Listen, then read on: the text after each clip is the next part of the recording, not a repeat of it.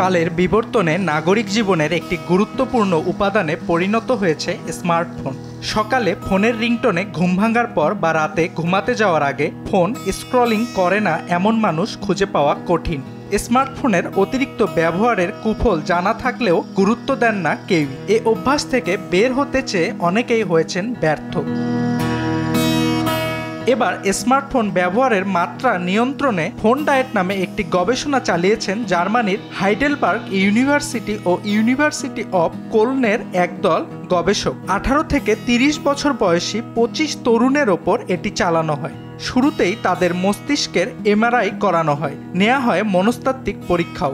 এরপর 3 দিন ফোন ব্যবহার না করে পেশাগত কাজগুলো স্বাভাবিকভাবে সম্পাদন করেন তারা।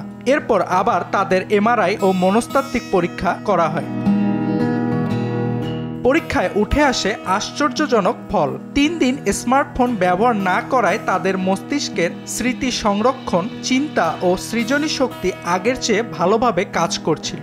অন্যদিকে অতিরিক্ত স্মার্টফোন ব্যবহারের সময় মানুষের সৃজনী শক্তি, উদ্ভাবনী ক্ষমতা ও যুক্তিশীলতাও কমতে থাকে। শুধু মানসিক প্রভাব নয়, এর যথেষ্ট নেতিবাচক শারীরিক প্রভাবও রয়েছে। এর ফলে কম বয়সে স্ট্রোক, পার্কিনসন ও নিউরোজনিত রোগের ঝুঁকি বাড়ে। গবেষণার প্রতিবেদনে মাত্রাতিরিক্ত ফোন ব্যবহারকারীদের ফোন ডায়েট ফর্মুলা অনুসরণের পরামর্শ দেন গবেষকরা।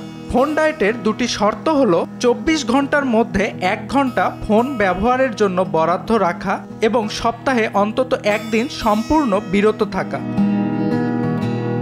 গবেষকদের অভিমত, ফোন ডায়েট মনোযোগের স্থায়িত্ব বাড়াবে। এছাড়া ডিজিটাল ডিভাইস থেকে নির্গত নীল আলোক রশ্মির কারণে যে নিদ্রাহীনতা সৃষ্টি হয় তা থেকেও রেহাই পাওয়া যাবে। রুটিন মাফিক স্বাস্থ্যকর জীবনযাপন হবে আরও সহজ ও সাবলীল।